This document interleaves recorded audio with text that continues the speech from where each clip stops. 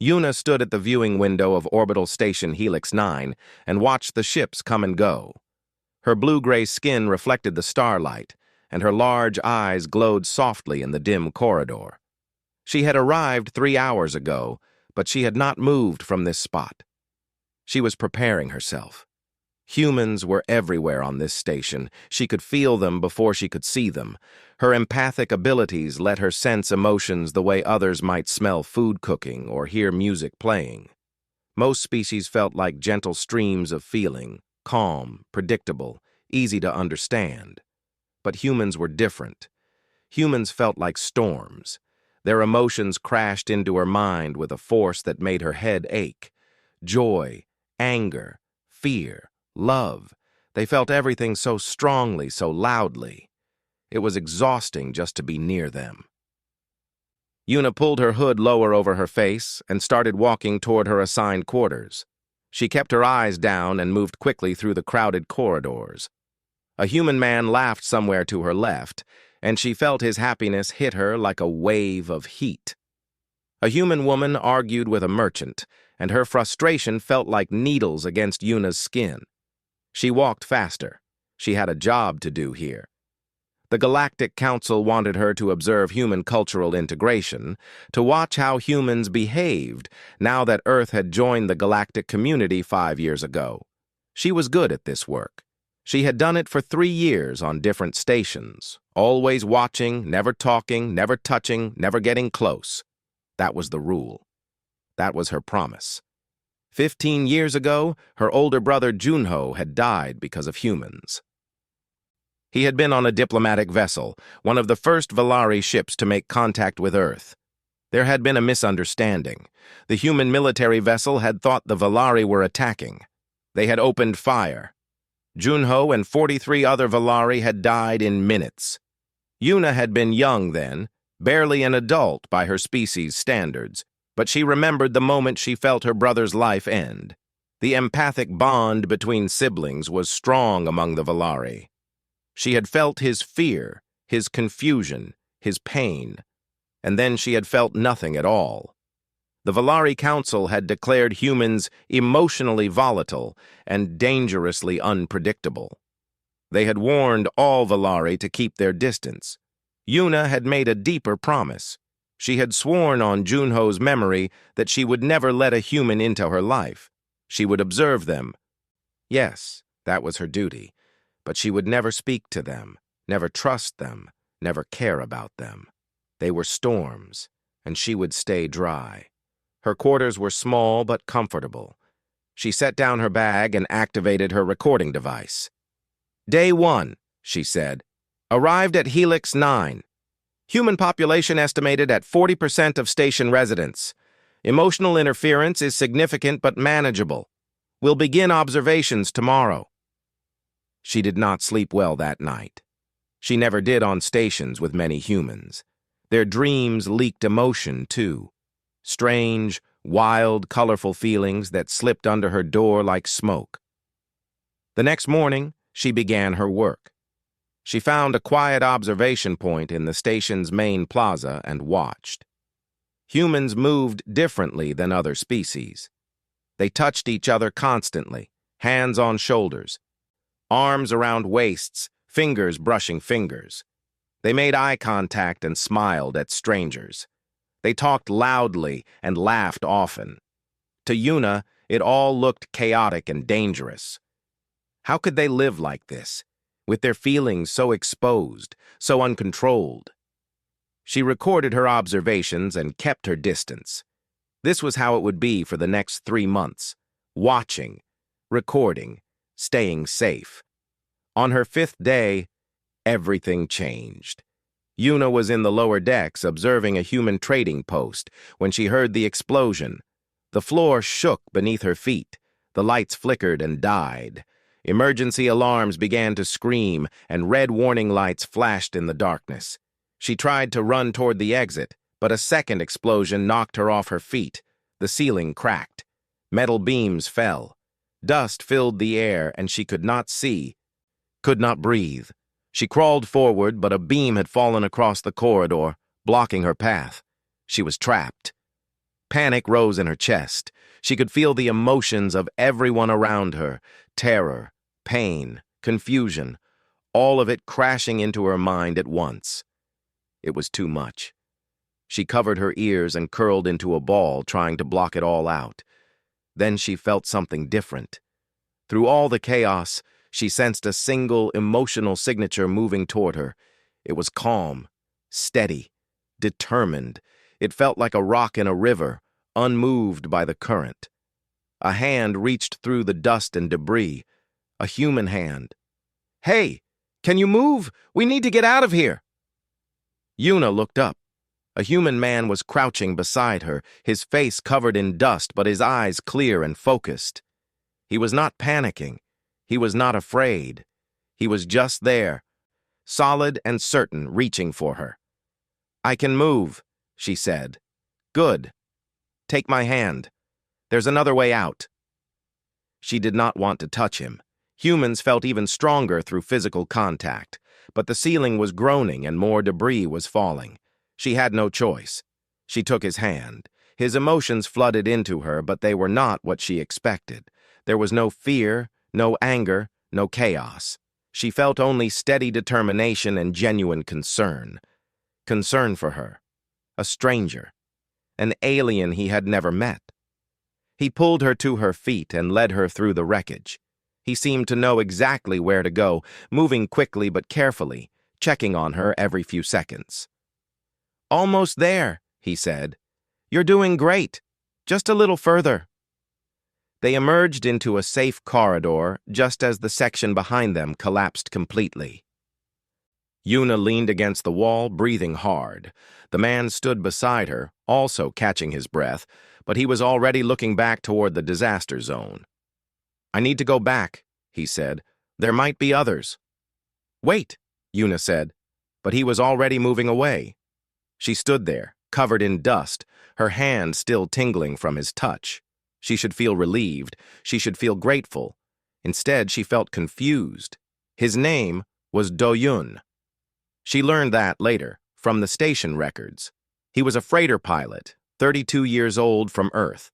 He had been delivering cargo in the lower decks when the explosion happened. He had saved 6 people that day, including her. She told herself that she would not think about him. He was just a human. He had done what anyone would do. There was nothing special about him. But at night, alone in her quarters, she could not stop remembering the feeling of his hand in hers. That steady, warm calm. She had spent 15 years believing that all humans were storms. She had built her entire life around that belief. What if she was wrong?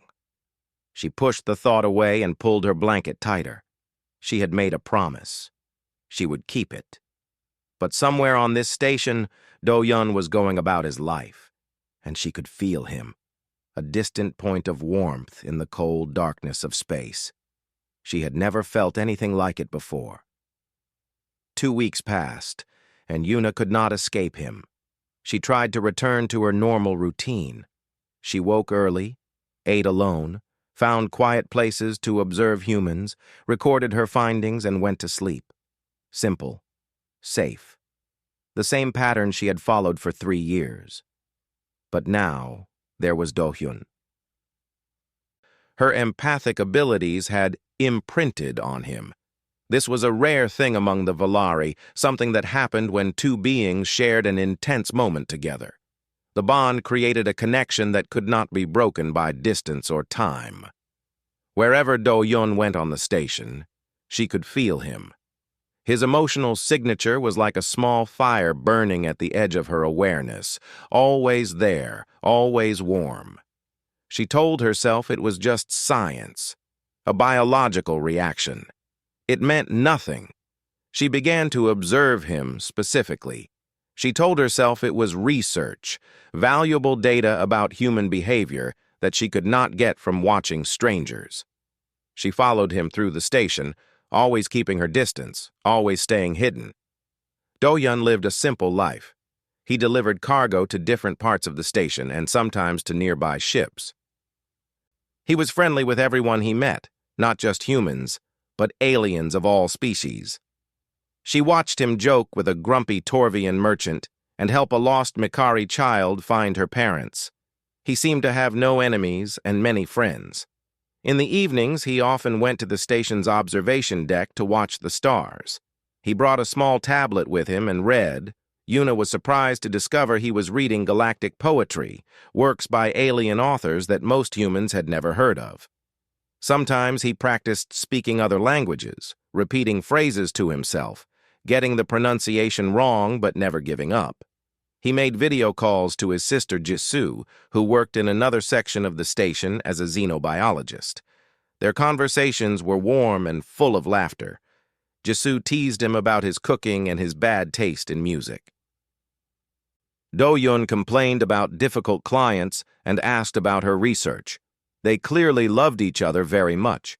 None of this matched what Yuna believed about humans. She had been taught that humans were aggressive, violent, and unable to control themselves.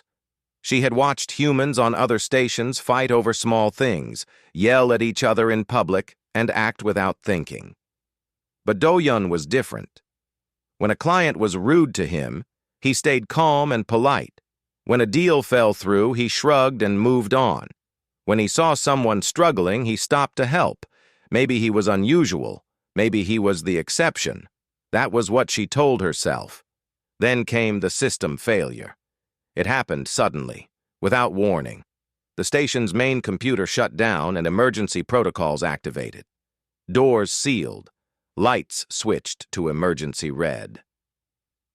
Sections of the station were locked down until engineers could fix the problem. Yuna was on the observation deck when it happened. The doors closed behind her with a heavy sound. She was trapped. She was not alone. Do-Yun stood near the main window looking out at a nebula formation. He turned when the doors sealed and saw her standing there. "Looks like we're stuck," he said. He did not seem worried. Yuna said nothing. Her heart was beating fast. 6 hours. The emergency broadcast said repairs would take at least 6 hours. 6 hours alone with a human. With this human. Do-Yun sat down on one of the benches near the window. "I'm Do-Yun," he said. "I think I saw you a few weeks ago, in the lower decks. After the explosion." "Yes," Yuna said. Her voice sounded strange to her own ears. "You helped me." "You were in trouble." Anyone would have helped. He gestured to the bench across from him. "You can sit, if you want. It's going to be a while." She sat. She kept as much distance as possible. For a long time, neither of them spoke. Do-Hyun looked out at the nebula, a swirling cloud of purple and gold that filled half the window. Yuna looked at her hands. "It's beautiful, isn't it?" Do-Hyun said finally. "I come here every week to watch it. It changes a little bit each time." "Yes," Yuna said. "It is beautiful." More silence. Then Do-Hyun spoke again. "I don't think I got your name." She hesitated. Telling him her name felt like crossing a line, but refusing seemed rude after he had saved her life. "Yuna," she said. "Yuna." He smiled. "That's a nice name. I don't meet many Valari on this station. Your people usually keep to yourselves." "We have reasons," Yuna said. Her voice was colder than she intended. Do-Hyun nodded slowly. He did not seem offended. "The incident 15 years ago," he said, "with the diplomatic ship." Yuna looked at him sharply. Most humans she met did not know about that, or if they knew, they did not care. "My parents were on the human ship," Do-Hyun said quietly. "The one that fired." Yuna felt the air leave her lungs. She stared at him, unable to speak. "They were communications officers," he continued. "They tried to stop it. They could see the Valari signals were peaceful, but the captain wouldn't listen. The captain was scared, and scared people make bad decisions." He paused. "They died in the return fire. Them and everyone else on board." His emotional signature shifted as he spoke. Yuna felt his grief, deep and old, like a scar that had healed but never disappeared. But she also felt something else underneath it. Acceptance. peace. "I'm sorry," she said. The words came out before she could stop them. "I'm sorry, too," Do-Yun said. "For your people, for everyone who died that day." He looked at her directly. It was a tragedy. Both sides made mistakes. Both sides lost people they loved. Yuna did not know what to say. She had spent 15 years hating humans for killing her brother. She had never once considered that humans had also lost someone, that this man in front of her carried the same grief she did. "Do you hate us?" she asked. "The Valari?" Do-Hyun shook his head. "What good would that do? Hate won't bring my parents back. It won't fix what happened. It just makes me feel bad." He smiled slightly. "I'd rather spend my energy on something useful, like reading bad poetry and failing to learn new languages." Against her will, Yuna felt the corner of her mouth twitch. They talked for the remaining hours. Do-Hyun asked her about Valari culture. Not intrusive questions, just curious ones. He wanted to know about their art, their food, their music. He listened carefully to her answers and asked follow-up questions that showed he was really paying attention. In return, he told her about Earth, the oceans and mountains, the cities and forests, the way the sky looked at sunset. He never pushed. When she gave short answers, he did not press for more. When she fell silent, he let the silence be comfortable. By the time the doors finally opened, Yuna realized something terrible. She had enjoyed talking to him. She stood quickly, suddenly desperate to leave. She needed to get away from him, to think, to remember her promise. "Yuna," Do-Hyun said. She stopped at the door. "It was nice meeting you," he said. "Really." She should walk away. She should say nothing. Instead, she turned back and looked at him, this human who felt like calm water instead of a storm. "I never thanked you," she said, "for saving my life." He smiled, warm and genuine, no hidden meaning behind it.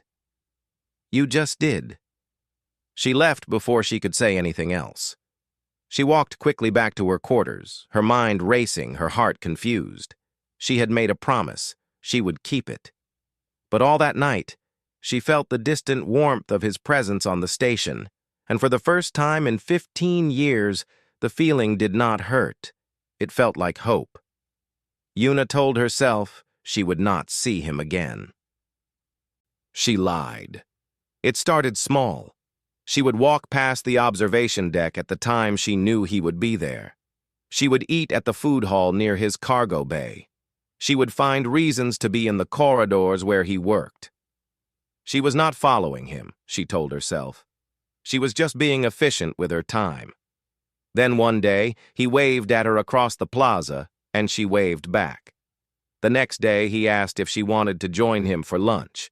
She said yes. After that, there was no going back. They met almost every day. They shared meals in small restaurants on the station, trying food from different planets.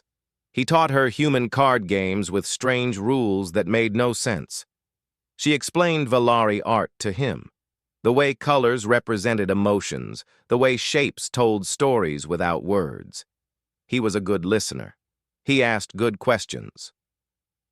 Yuna told herself this was still research.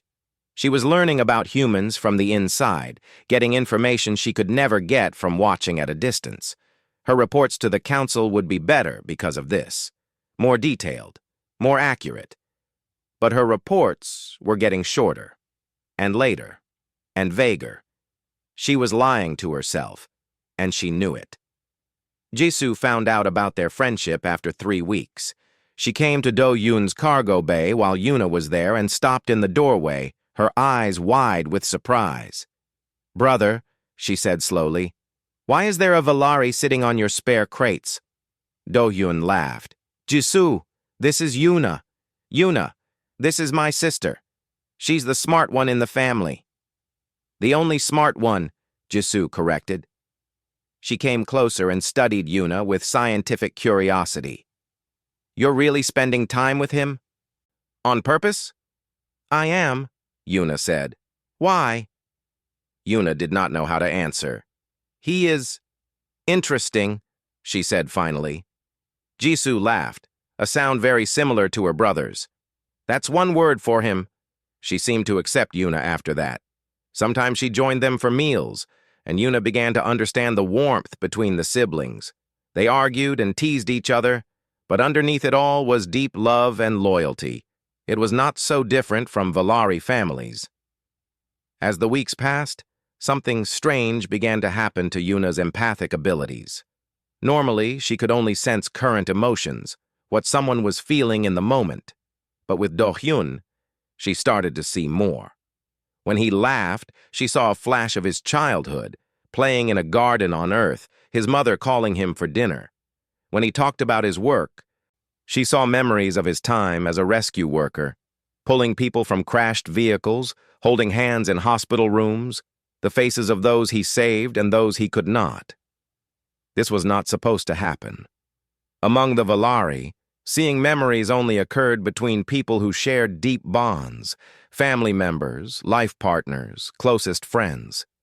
It meant the connection between them was growing stronger than she wanted to admit. One night, she saw the day he learned his parents died. He was telling her about his first cargo delivery job, a funny story about getting lost in a space station. But as he talked, she felt a shift in his emotions, and suddenly she was seeing through his eyes. Standing in a small apartment on Earth, a government official at the door, the words, "We regret to inform you," hanging in the air like poison. She gasped and pulled back. The vision disappeared. "Yuna?" Do-hyun looked concerned. "Are you okay?" "I am fine," she said, but she was shaking. That night, she contacted Elder Taewon. Taewon was a senior member of the Valari Council and had been her mentor since she was young. His face appeared on her screen, calm and serious as always. "Yuna," he said, "I have been expecting your call." Her stomach dropped. "You have?" "The Council has noticed some irregularities in your reports. You seem to be focusing very heavily on a single human subject. Your observations lack your usual objectivity." His eyes narrowed slightly. "You have gotten too close." "I am gathering valuable data," Yuna said. "First-hand experience with human behavior." "You are lying to me," Taewon said. "And you are lying to yourself." Yuna could not respond. He was right. "Remember your promise," Taewon said softly. "Remember your brother. Humans are emotionally volatile. Their feelings are poison to us. They will burn you from the inside out." He paused. "End this, Yuna. Before you cannot." She ended the call and sat in darkness for a long time. She should leave. She should request a transfer to another station, far from humans, far from Do-hyun. That would be the safe choice, the smart choice. Instead, she accepted Do-hyun's invitation to visit the moon colony. He had a cargo delivery there, and he had asked if she wanted to come. "You've studied humans for years," he said. "But have you ever actually seen where we come from?" She had not, and she wanted to. The moon colony was loud and crowded and overwhelming. Humans were everywhere, talking, laughing, arguing, crying. Their emotions pressed against Yuna from all sides, and more than once she had to stop and breathe, fighting the urge to run back to the ship. But Do-hyun was patient. He guided her through the crowds, finding quiet corners when she needed rest. He showed her the things he loved about his people, the art galleries and music halls, the parks built under glass domes, the way strangers stopped to help each other carry heavy bags or give directions. "We're not perfect," he said. "We fight, we make mistakes, but we also try. We keep trying to be better." She met his friends, other rescue workers who had known him on Earth. They were loud and rough and overwhelming, but they welcomed her with genuine warmth. They told her stories about Do-hyun, the time he ran into a burning building to save a cat. the time he stayed at the hospital for 3 days waiting for a stranger to wake up, the time he gave his entire paycheck to a family who had lost their home. "He's a good one," said an older woman named Miran. "One of the best I've ever known." Yuna looked at Do-hyun across the room. He was laughing at something someone said, his emotional signature radiating that steady warmth she had come to know so well. She felt something growing in her chest, something dangerous. The trip's final day brought a crisis. They were visiting a residential dome when an alarm started screaming. A pressure seal had failed. Air was leaking out. Everything became chaos. People were running and screaming, children were crying, and in the middle of it all, Do-hyun moved. He did not panic. He did not freeze. He simply started working, organizing people toward the emergency exits, carrying children who could not run fast enough, shouting instructions in a calm voice that cut through the fear. He went back into the damaged area 3 times to find people who were trapped. Each time, Yuna was certain she would feel his life end. Each time, he came back out. When the crisis was over and everyone was safe, Yuna found him sitting against a wall, covered in dust, breathing hard. His hands were shaking from exhaustion, but his emotional signature was unchanged. Still steady, still determined, still warm. She stood in front of him and finally admitted the truth to herself. She was in love with him. The feeling was terrifying. It went against everything she had believed, everything she had promised, but she could not deny it anymore. He was not a storm. He was the calm in the center of the storm, and she needed him. Before she could speak, her communication device made a sound. She looked at it and felt her blood go cold. A message from Elder Tae-won. "Return immediately. The Council has made a decision regarding your situation. Your objectivity has been compromised. You will be transferred." She looked at Do-hyun, still sitting on the floor, still trusting her completely. She did not know what to do. The journey home was the longest of Yuna's life. She had left Do-hyun on the moon colony with only a short explanation. The Council needed her. She had to go. She would contact him when she could. She saw the confusion in his eyes and felt the hurt in his emotional signature, but she could not explain more. She did not have the words. As her ship traveled farther from human space, the empathic bond between them began to weaken. The warm presence she had felt for months grew fainter and fainter, like a fire dying in the distance. By the time she reached the Valari homeworld, she could barely feel him at all. It was like losing a part of herself. The council chambers were cold and grand, built from pale stone that reflected light in ways meant to calm the mind. Yuna stood in the center of the room, while 7 council members sat above her in a half-circle. Elder Tae-won was among them, his face unreadable. "Yuna of House Aaron," the head counselor said, "you have been called before us to discuss your assignment on Orbital Station Helix 9. Our review of your work has raised concerns." "I understand," Yuna said. Her voice echoed in the chamber. "You were sent to observe humans from a distance. Instead, you formed a personal relationship with one. You allowed him to affect your empathic field. You have become emotionally compromised." The head counselor leaned forward. "This is exactly what we warn our people about. Humans are too intense, too unpredictable. They damage us." Yuna wanted to argue, but she stayed silent. "We have a solution," the head counselor continued. "A cleansing procedure. It will sever the empathic bond you have formed and suppress your memories of this human. You will be free of his influence. You will be able to return to your work without distraction." Yuna felt cold spread through her body. "You want to erase him from my mind?" "We want to heal you," the head counselor said. "This is mercy, Yuna. This is protection." The meeting ended, and she was given 3 days to consider the offer. She went to her childhood home, a small house near the mountains where she had grown up with Junho. Her parents had died years ago, and the house was empty now, but she still came here when she needed to think. She walked to Junho's memorial in the garden, a stone carved with his name and the symbol of their house. She knelt before it and tried to feel his presence, but there was nothing. He had been gone for 15 years. All that remained was stone. "What would you think of me?" she whispered. "You died trying to make peace with humans, and I spent 15 years hating them for it. I thought I was honoring you, but maybe I was just scared." She thought about Do-hyun. She thought about the way he had reached for her in the wreckage without knowing who she was.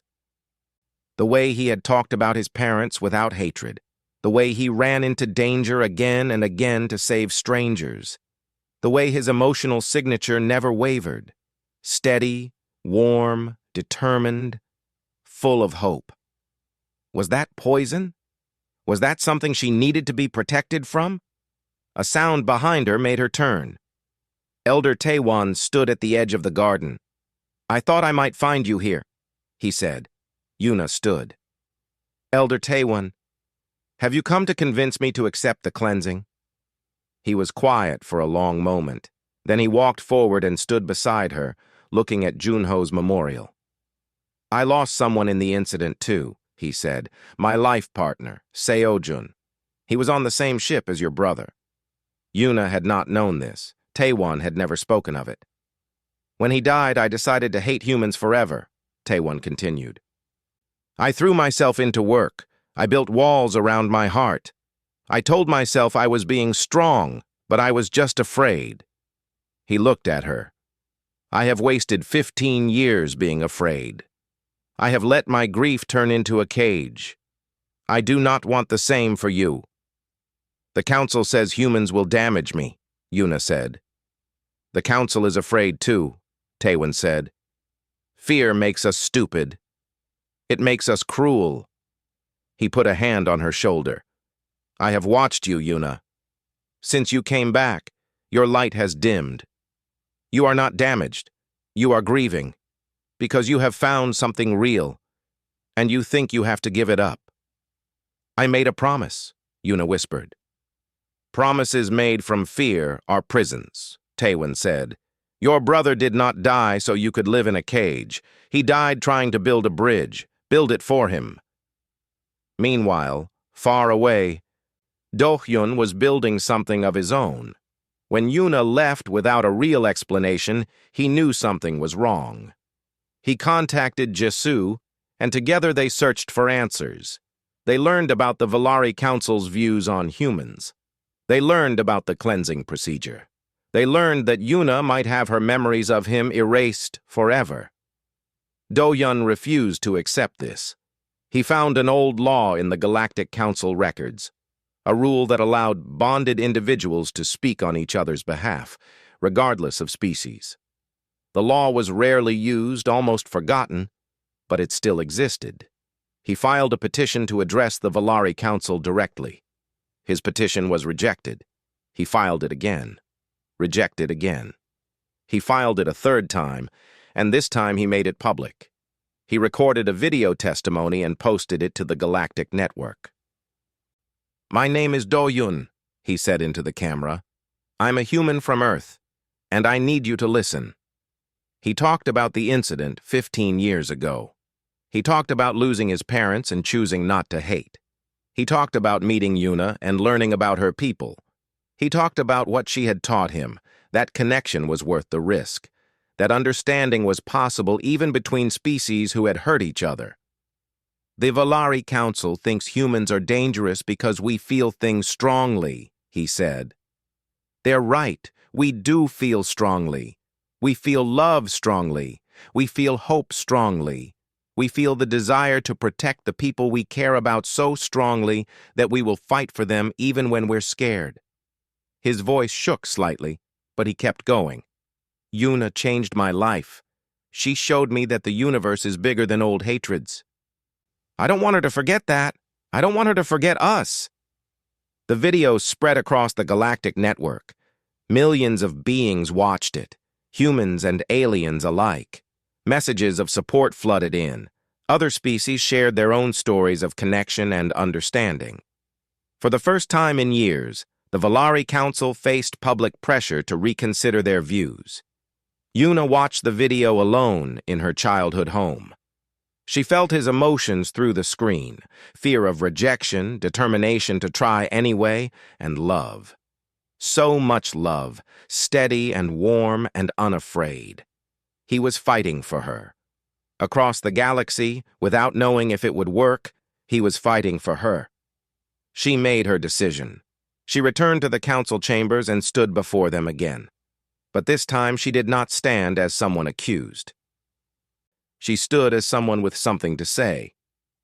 "I am not here to defend myself," she said. "I am here to speak for change." She talked about Junho and what he had believed. She talked about her years of watching humans from the shadows and what she had learned. She talked about Do-hyun, not with shame, but with pride. She described his kindness, his courage, his steady heart. "You taught me that human emotions are poison," she said, "but I have felt them myself now. I have felt human love and loyalty and hope. They are not poison. They are light." She looked at each council member in turn. "My brother died trying to build a bridge between our peoples. I will not let his death become a wall, and I will not let you erase the most important thing I have ever found." The chamber was silent. Elder Taewon stood. "I support her," he said. "And I call for a vote to end the cleansing procedures forever. They do not protect us. They only keep us afraid." The vote was close. But in the end, Yuna won. She was free, and she knew exactly where she needed to go. 6 months had passed since Yuna's speech to the council. She stood on the bridge of the research vessel Horizon and looked out at the stars. The ship was new, built specifically for this mission, the first joint project between humans and Valari in 15 years. Its crew was mixed, scientists and explorers from both species, working together, learning together, and Yuna was leading it. The council had not transformed overnight. Change was slow among the Valari, and many still distrusted humans. But Yuna's testimony, combined with Do-hyun's public appeal, had started something that could not be stopped. Young Valari were asking questions. Old hatreds were being examined. For the first time in years, there was hope. The mission's goal was simple: study empathic communication between species. Yuna believed that her connection with Do-hyun was not a mistake or a sickness. It was a possibility. If humans and Valari could truly understand each other, perhaps other species could too. Perhaps empathy could become a bridge across the entire galaxy. It was a big dream. But Do-hyun had taught her that big dreams were worth chasing. He was on the ship, of course. Not as crew. He was still a cargo pilot, not a scientist, but as her partner. They had not figured out all the details yet. Human-Valari relationships were uncharted territory. Their biology was different. He would age faster than her, his life shorter than hers. She could sense his emotions more clearly than he could express them, which sometimes made him uncomfortable. There were cultural differences, family complications, practical problems they had not solved. They chose to face them together anyway. Jisoo had joined the mission as a xenobiologist. She had become a true friend to Yuna over the past months, someone who understood both worlds, who could translate between them when misunderstandings arose.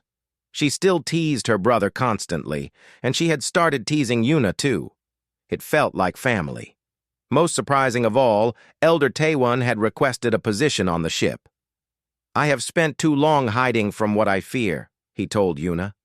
"It is time I faced it." He was learning. Slowly, painfully, he was opening himself to humans for the first time in 15 years.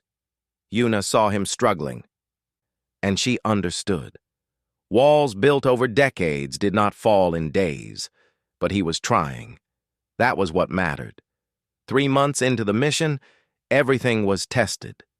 The Horizon received a signal from the edge of explored space. A new species had been discovered.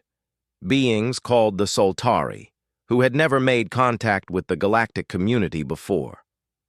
The first scout ship that approached them had been fired upon. The second was destroyed completely. The Galactic Council wanted to respond with force. Others wanted to withdraw completely, to mark the Soltari as hostile and leave them alone forever. Yuna proposed a different option. "Let me approach them," she said in the council transmission. "Me and Do-Yun, together. My empathic abilities can sense their emotions. His presence will project human calm and openness. We can communicate without words." "This is too dangerous," the council representative said. "If they attack, you will be killed." "Then we will be killed trying to make peace," Yuna said. "That is better than starting a war." The council debated for hours. In the end, they approved the mission. Barely. Yuna and Do-Hyun took a small shuttle toward the Soltari territory. The rest of the crew watched from the horizon, unable to help if things went wrong. "Are you scared?" Do-Hyun asked as they flew closer. "Yes," Yuna admitted. "Are you?" "Terrified." He reached over and took her hand. "But I'm glad we're doing this together." She squeezed his hand and felt his emotions flow into her. Fear, yes, but also determination. Hope. Love. The same steady warmth she had felt from the first moment he reached for her in the wreckage. The Soltari ships appeared on their screens. 3 of them, weapons powered, circling like predators. "They're afraid," Yuna said, sensing their emotions. "They're not angry. They're terrified. They think we're here to hurt them." "Then we need to show them we're not," Do-Yun said. Yuna made a decision. She lowered the shuttle's shields. She powered down the weapons. She opened all communication channels and broadcast a simple message. "We come in peace. We want to understand you." The Soltari ships did not attack, but they did not respond either. "It's not enough," Yuna said. "They can't trust our words. They need to feel our intentions." She looked at Do-Yun. "I need to open myself completely. To you and to them. I need to share everything. My memories, my feelings, my fears, my hopes. And I need you to do the same." "If they can feel both of us together, they might understand." Do-Hyun nodded without hesitation. "Do it." Yuna closed her eyes and reached out with her empathic abilities, farther than she had ever reached before. She opened herself to Do-Hyun completely, hiding nothing. She felt him do the same. His entire life flowed into her. His childhood on Earth, full of sunlight and laughter. His parents' faces, kind and loving. The day they died and the grief that followed. His decision to help people, to save lives, to make the world better than he found it. His loneliness, his hope. The moment he first saw her, trapped and afraid, and his immediate certainty that he had to help. The weeks of watching her slowly open up, like a flower finding sunlight. His love for her, vast and steady and unafraid. She shared herself in return. Her childhood with Junho, exploring the mountains, dreaming of the stars. Junho's death and the darkness that followed, the promise she made and the walls she built. The years of watching humans from the shadows, certain they were dangerous.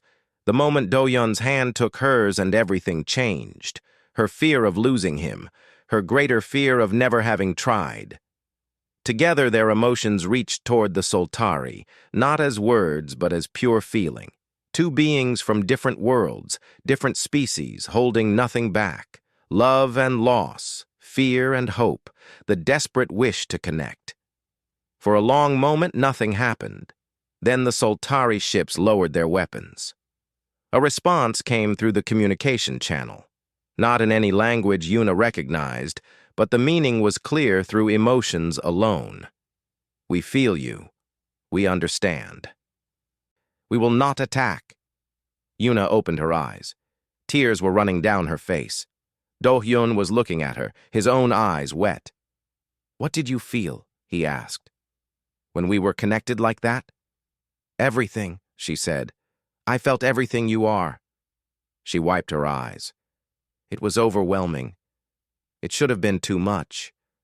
But it was also the most beautiful thing I have ever felt. He took her hand again. A simple human gesture she had come to love more than anything. They returned to the horizon as heroes. The Soltari agreed to begin peaceful communications. The council was shocked. The crew celebrated. But Yuna was already thinking about the future. This was just the beginning. There were other species to meet, other bridges to build, other walls to break down. She had spent 15 years learning to hide. Now she was learning to reach out. And she was not doing it alone. That night, she recorded her final report from the mission. Yuna, Chief Researcher, Horizon Mission, recording final observations. She paused, thinking about what to say. I was sent to study humans because I believed they were dangerous. I was taught that their emotions would hurt me. I was wrong. She looked at the stars outside her window. Humans feel everything strongly: joy, pain, love, fear. They hold nothing back. Among my people, this is seen as weakness, but I have learned it is their greatest strength. Their emotions let them love deeply, hope stubbornly, and fight for strangers. Their feelings are not storms, they are anchors. She thought about Do-hyun, asleep in the next room, about Jisoo and Taewon, and everyone who had helped her become who she now was. I promised to stay away from humans, she said. I built my life around that promise. Then one human reached for me when I was trapped, and everything changed. She smiled. He did not save my life that day. He gave me a new one. She ended the recording and turned off the light. Outside, the stars burned bright and eternal. Somewhere out there, new species waited to be found. New bridges waited to be built. New connections waited to be made. And Yuna was ready, because she had learned the most important truth the universe had to offer. The walls we build to protect ourselves become prisons if we let them, and the hands that reach for us in darkness might just be the ones that lead us home.